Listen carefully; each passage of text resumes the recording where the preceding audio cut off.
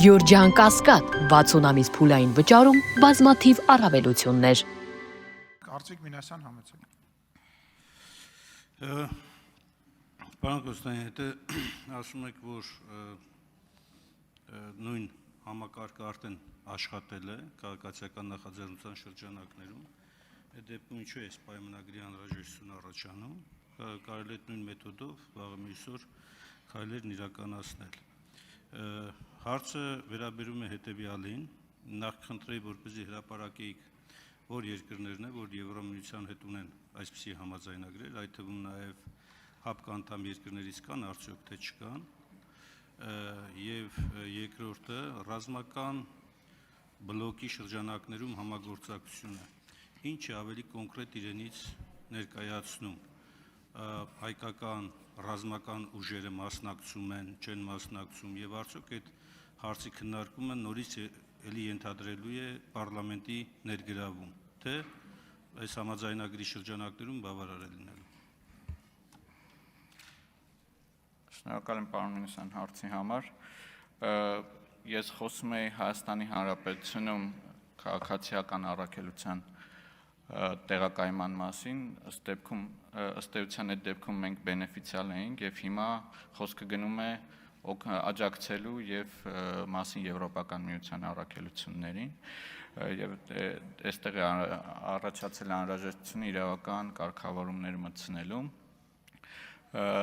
Ինչպես նշեցի, Կանադան, Շվեյցարիան, Տիկին Ջուլհակյան, խնդրում եմ վերադարձեք ձեր տեղը։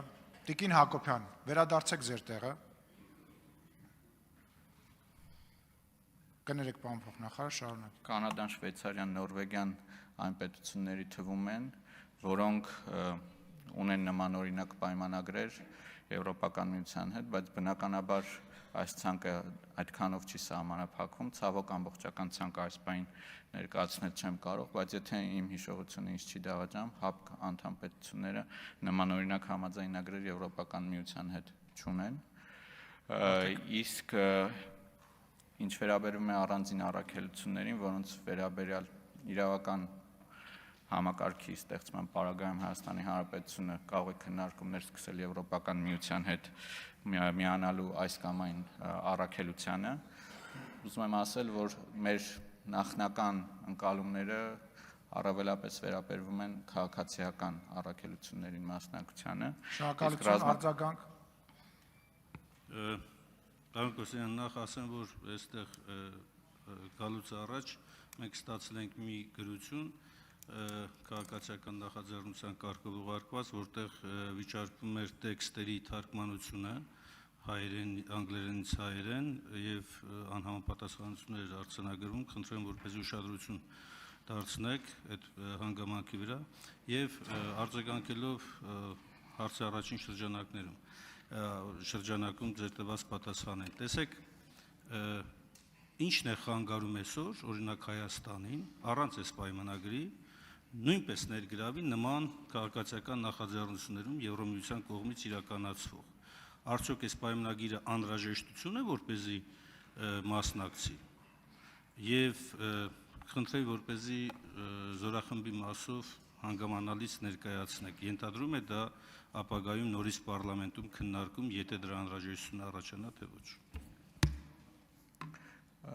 Շնորհակալություն, որ նշեցիք առաջին կետը, իրապես վրիպակ կար թարգմանության մեջ, որի ուղղման հետ կապված համապատասխան գրությունը արդեն իսկ իմ գալուց առաջ ուղարկվել է ազգային ժողով, իսկ առանձին դեպքերում առաքելություններին միանալ, մենք կարծում ենք, որ անհրաժեշտ է ստեղծել իրավապայմանագրային բազա, ընդլայնելու մեր համագործակցությունը Եվրոպական միության հետ եւ սա ընդհանուր առմամբ տեղավորվում է մեր քաղաքականության տրամաբանության մեջ ընդլայնելու համագործակցության շրջանակը, այդ թվում նաև իրավական եւ չգնալ ad-hoc որոշումների կայացման ուղով ռազմական առաքելությունների մասնակցության պարագայում բնականաբար Հայաստանի Հանրապետության սահմանադրությամբ եւ զինված ուժերի մասին օրենքով անհրաժեշտ բոլոր գործողությունները տեղի կունենան, եթե իմ իրավական գիտելիքները ինչ չեն դավաճանում, այս մասով ազգային ժողովը լիազորություններ չունի սահմանադրությամբ։ Շնորհակալություն։